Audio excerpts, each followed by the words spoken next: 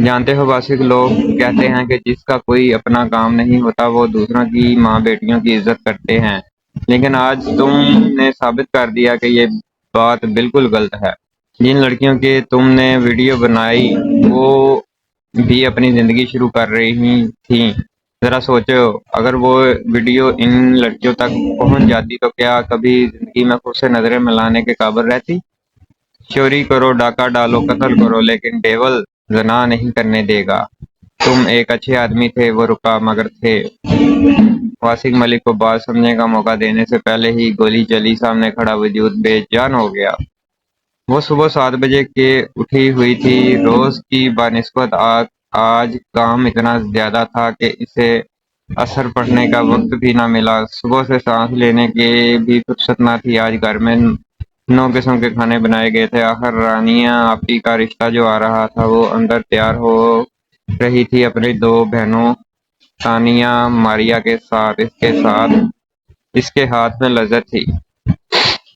وہ صبح سے ہی کچن میں گھسی تھی، سب کام کر چکی تھی۔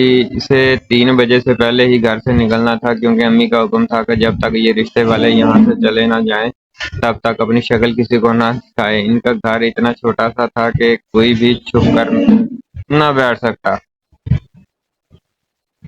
پورے گھر میں صرف دو ہی کمرے تھے۔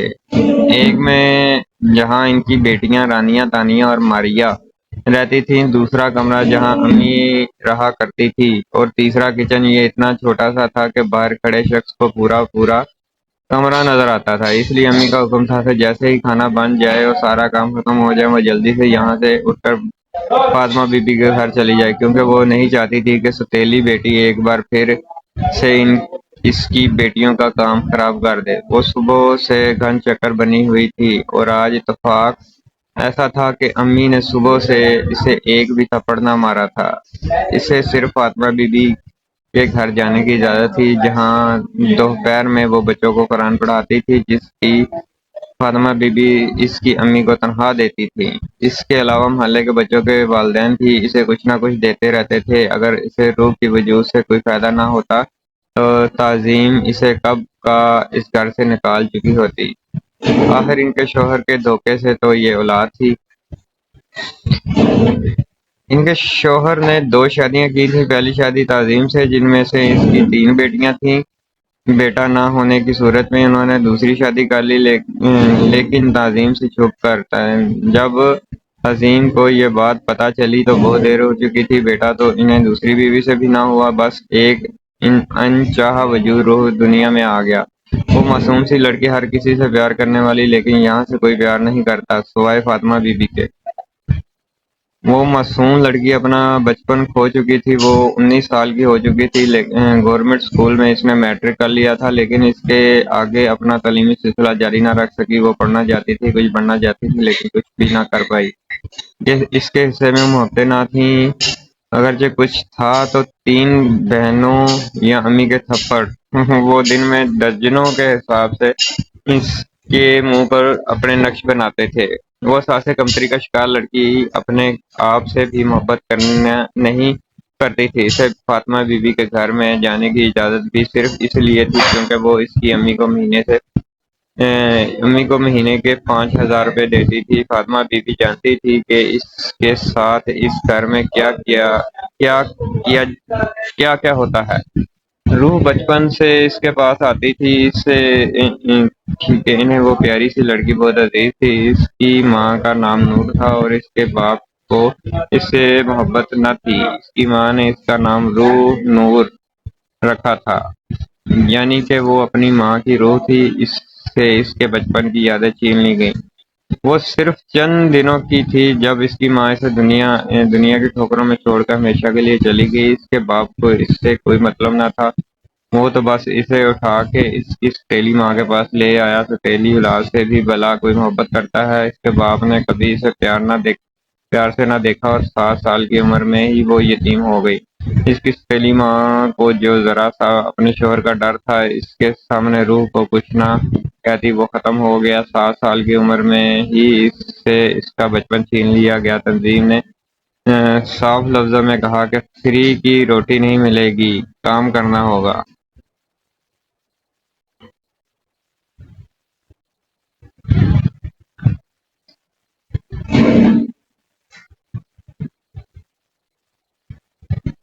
7 سال کا بچہ اپنے کپڑے بھی خود نہیں بدل سکتا۔ روح نے اپنے چھوٹے چھوٹے ہاتھوں میں جھاڑو اٹھا لیا، اسے ساتھ بٹھا کر کھانے کی اجازت نہ تھی۔ جو بچتا ہے وہ کھانے کو ملتا ہے، وہ روٹی نہ تھی، اسے سب چیزوں کی عادت ہو چکی تھی۔ اسے آواز نکالنے کی اجازت نہ تھی، وہ بھی انسان تھی، اسے بھی غصہ آتا تھا، لیکن اسے جب غصہ آتا وہ اپنے باپ پر نکالتی۔ امی کے چھوٹے سے کمرے میں بس ایک ہی بیڈ تھا، اسے زمین پر سونے کی جگہ میسر تھی۔ اسے یہ پتہ نہ تھا کہ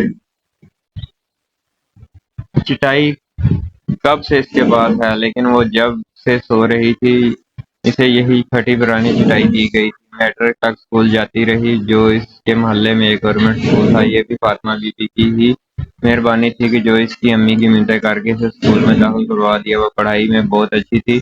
فاطمہ بی بی کا کہنا تھا کہ اگر وہ ایسے ہی پڑھتی رہی تو کچھ بن کر سکتی ہے۔ 15 سال کی عمر میں جب اس نے میٹرک پاس کیا تو امی نے کہہ دیا کہ اب آپ گھر کے کام کاج سیکھے گی۔ وہ کیا سیکھتی، اسے سب کچھ آتا تھا، بچپن سے ہی وہ سب کچھ کر لیتے تھے، مگر اس سے کسی کے سامنے بولنے کی اجازت نہ تھی۔ غلطی سے اس کے گھر میں کوئی مہمان یا کوئی رشتہ دار آتا تو یہی سوچتا کہ شاید یہ بچی گنگی ہے۔ اس کی سب سے چھوٹی بہن ماریا بھی اس سے 6 سال بڑی تھی اور تینوں ابھی کنواری تھیں۔ اس سے پہلے رانیہ کی یہ ایک رشتہ آیا تھا، لیکن جب انہوں نے روح کو سامنے دیکھا تو کہہ دیا کہ ہمیں اس سے شادی کروانی ہے، اگر آپ کو منظور ہو تو۔ جس کے بعد روح بیچاری کے جسم پر نہ جانے کتنے ہی زخم تھے۔ اپنی بات بات پر اسے مارنے لگتی، کہتی تو جو ان کے سامنے آئی اسی لیے میری بچی کا رشتہ ٹوٹ گیا۔ وہ روتی تڑپتی، لیکن کوئی کون سنتا تھا اس کی۔ وہ ساری رات روتی تھی اور بے حس عورت جیسے لوگ ماں کہتے تھے بے خبر سوتی رہتی۔ وہ جانتی تھی کہ اس دنیا میں اس کا کوئی نہیں ہے، اور فاطمہ بی بی وہ تو صرف روشن ہے۔ وہ بس اس کے نام پر 5,000 روپے اس کی ماں کی ہتھیلی پر رکھ دیتی تھی۔ اس سے 1 گھنٹہ گھر سے باہر رہنے کی اجازت تھی، لیکن صرف فاطمہ بی بی کے گھر اور کہیں جانے کی خواہش بھی نہ تھی۔ وہ صرف فاطمہ بی بی سے اپنا دکھ بانٹتی۔ اس کے زخم دیکھ کر وہ رحم دل عورت اکثر رو پڑتی اور کہتی، وہ دن دور نہیں جب تمہاری زندگی میں ایک شہزادہ آئے گا اور تمہیں اس دنیا سے نکال کر اپنے ساتھ لے جائے گا، تمہیں خوشیاں دے گا، محبت دے گا، تمہاری ہر خواہش کو پورا کرے گا۔ ان کی بات سن کر وہ ہنس دیتی۔ شہزادے شہزادیوں کے زندگی میں آتے ہیں فاطمہ بی بی، میری زندگی میں کوئی شہزادہ نہیں آئے گا۔